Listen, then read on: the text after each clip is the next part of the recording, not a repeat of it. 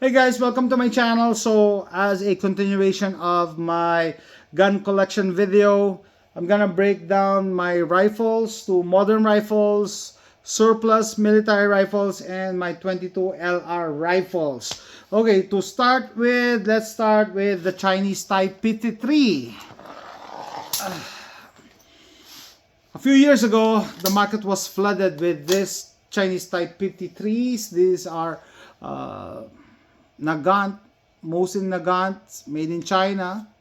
I think Russia provided the tooling for China to make these rifles. And this is the carbine version. See, it is shorter than the 9130. And forgive me, I forgot the Russian version of the Chinese Type 53. That has a built-in bayonet. That is one of my regrets, not buying the Russian version. Forgot the name. Comment down below. What's the Russian version of the Chinese Type 53? So, matching serial numbers on the butt plate, the bolt, trigger pack, and I think the barrel. So, there you go. I have two. So I think this can be a prepper weapon.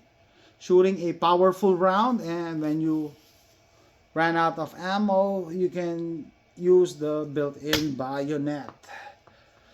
Huh.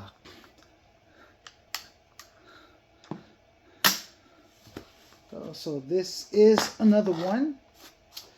By the way, I had a bad experience with my FFL when purchasing this Type 53.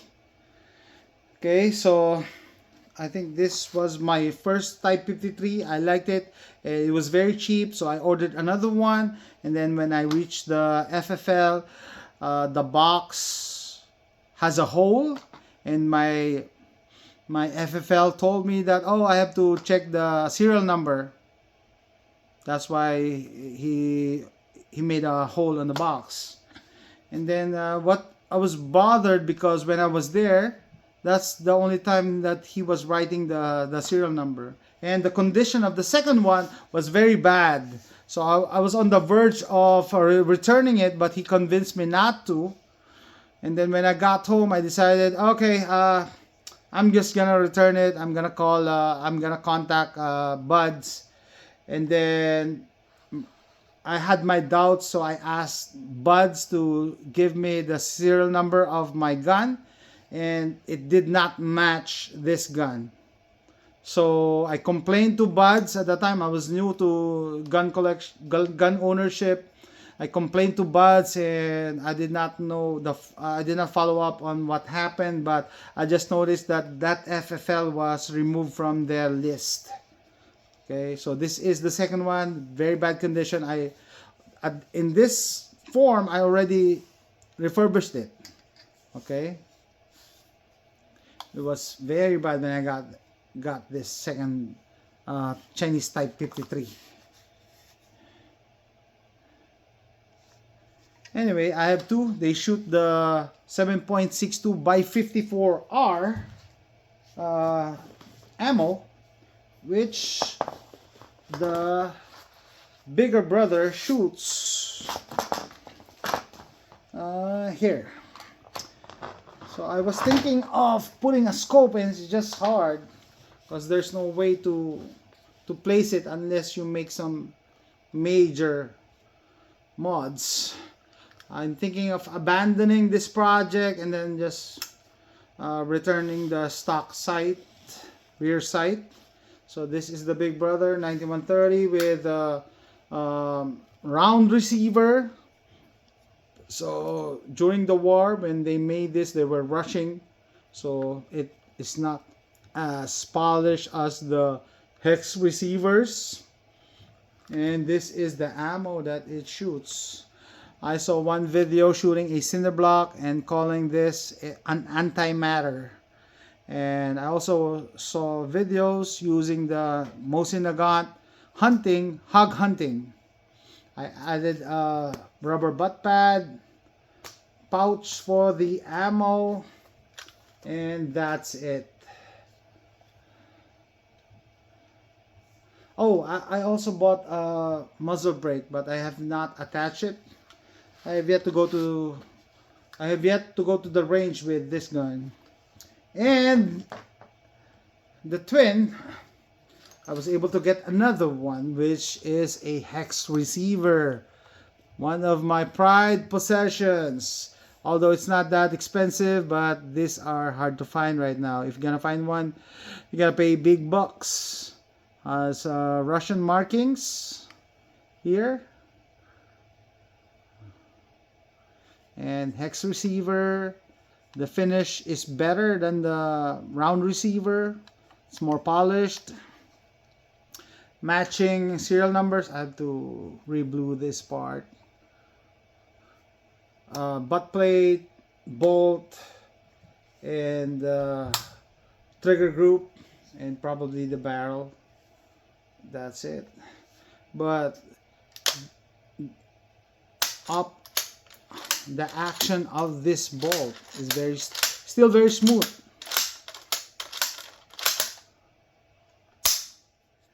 Yeah, so these are my two Mosin Nagants, and I have another two right here. Oh, I have another pair. The Carcano. I was inspired when we went to a gun store / museum and saw this, and I said, okay, let me get another one, not to shoot it, but just to collect it, because this is related to Lee Harvey Oswald, the Carcano rifle. Okay, but although this is the carbine and built-in bayonet, I like it so much in its condition and for the price. I bought another one, and to my surprise, they sent this big junk to me. No bayonet, no butt plate at the back, lots of cracks, really bad condition. And then when I called the seller, they said that they put the stock picture, that I should have read the description. So I told them, isn't it false advertising if you post a complete rifle and then you ship a rifle like this, missing parts? And she said, you should have read the description. Well, in the description, it doesn't mean anything about the missing butt plate. So they sent me one butt plate, and that's it. If you're gonna buy a bayonet online, it will cost more than the rifle. That's crazy expensive, the bayonet. But this is still functional. So this is just for collecting, part of my collection, because the ammo is hard to find. I mean, in my area locally, you have to buy it online. So I have two of everything except for my last military surplus rifle, a Chilean Mauser. I also saw a Chilean Mauser in the museum, and I was encouraged to complete this rifle, because when I bought this, it doesn't have the bolt. So if you look online for the bolt, it will cost you more. It will cost more than the rifle. So I got this on a good deal from eBay, and also it was missing this piece, so I bought this piece. This is not for a Chilean Mauser. I did some Dremel to make this work and lock in place per adjustment. Okay, now it is usable, this sight system. And I also bought a cheap leather sling on eBay that complements the gun. By the way, I forgot the caliber of this rifle. All I know is they rebored it to 308. I think 7.57. I forgot. I don't want to guess. But this was rebored to shoot the 308 round. So like I said, Chilean crest right here.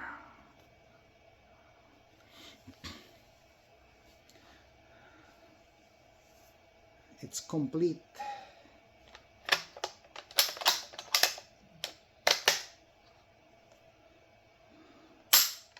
Light trigger. Anyway, so